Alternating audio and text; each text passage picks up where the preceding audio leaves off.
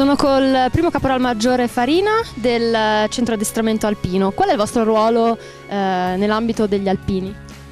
Noi come gruppo militare d'alta montagna facciamo parte della sezione sci alpinistica e siamo inglobati all'interno del centro addestramento alpino.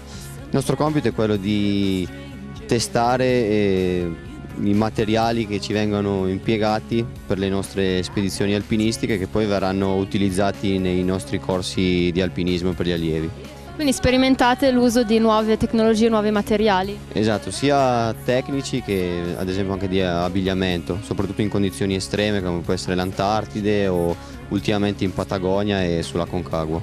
Ecco, e oggi quale tipo di materiale state sperimentando?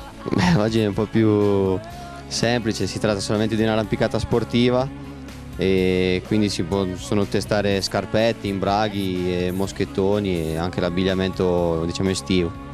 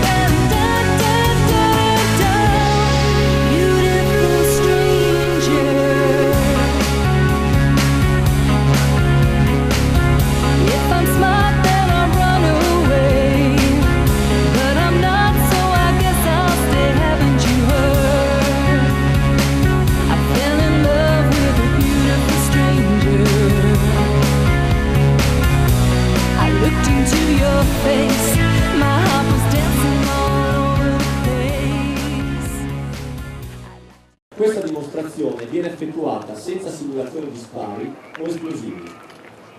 L'accompagnante, offerti da questo terreno particolarmente compartimentato, sta effettuando il superamento di un punto critico. Movimento, circospezione, coprendo tutti i settori assegnati agli uomini. Attivazione! Vai, sicuro, via. Via. Vai! Presente immediata. La compagnia si attesta in posizione protetta, richiede l'intervento del supporto aereo mentre fissa l'obiettivo. Il supporto aereo verrà garantito attraverso l'intervento di una Combat Air Patrol.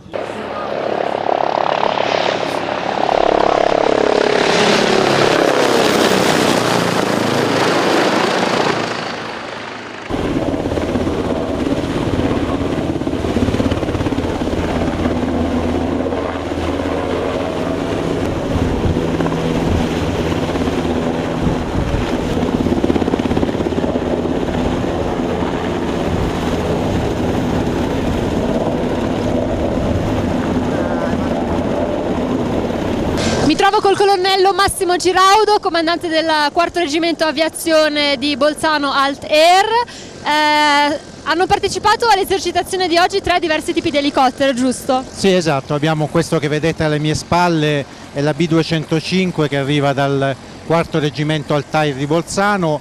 Poi oggi erano presenti 2 A129 elicotteri da esplorazione e scorta che arrivano dal 5° Reggimento Rigel che sta a Casarsa della Delizia.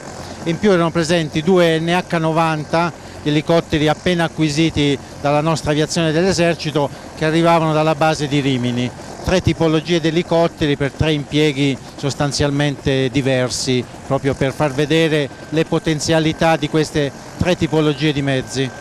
Ecco, ad esempio, qual è alle nostre spalle? Per che cosa viene usato di solito? Questo è un elicottero chiamato multiruolo che ha la possibilità di trasportare sia personale che materiali. Oggi è stato usato sia per far vedere come può essere utilizzato il verricello per calare dei soccorritori, è stato usato anche per fare un lancio di paracadutisti ed è stato anche usato per far vedere una discesa rapida dagli elicotteri con la tecnica chiamata rappelling, cioè tramite delle corde.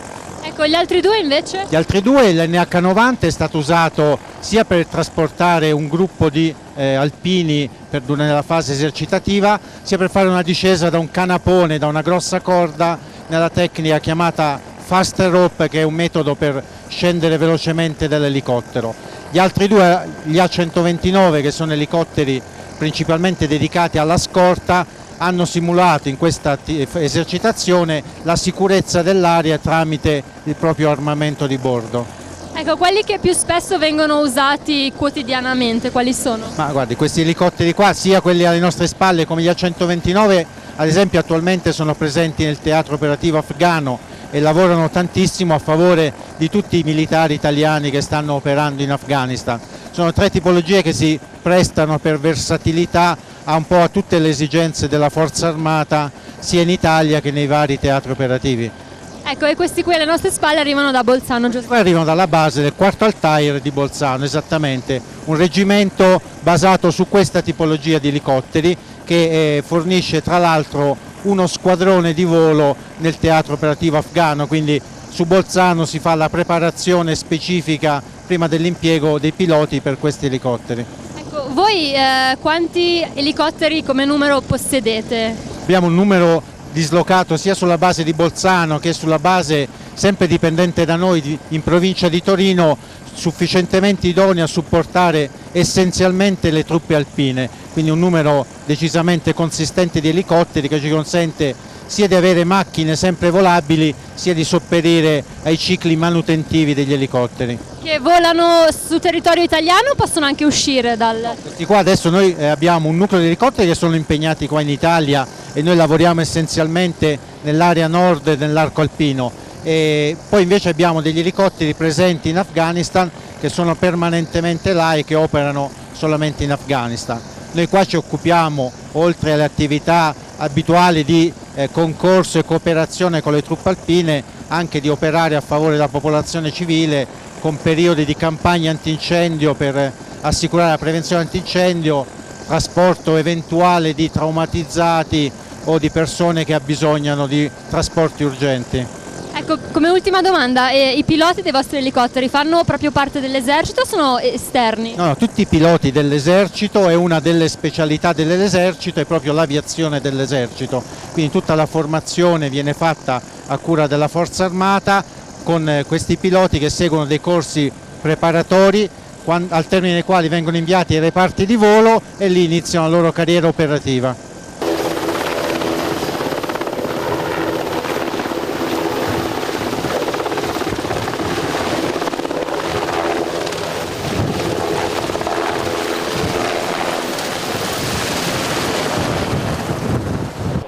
È riconducibile al fatto 5-14, il quale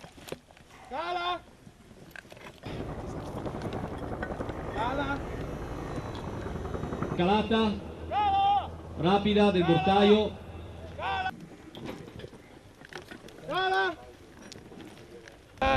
Sì. Ok. Stop.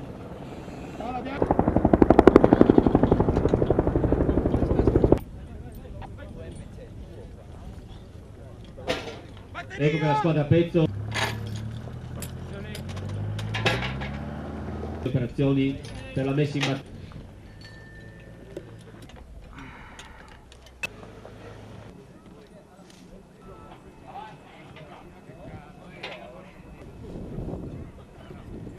Mi trovo ora col caporalmaggiore Pignatelli del 3° Reggimento Tolmezzo. Che cosa avete fatto qui oggi? In poche parole ci siamo presentati con la squadra a pezzo, siamo arrivati qui con il mezzo che possiamo vedere, attaccato, trainato il mortaio Thompson a 120 mm, l'abbiamo calato dalla discesa, l'abbiamo messo in batteria pronti per fare l'esercitazione Falsarico 2011. Ecco, quindi questo è un mortaio? Sì, è un mortaio che usa l'esercito italiano delle truppe alpine e noi ci addestriamo anche per l'estero, per operare anche all'estero.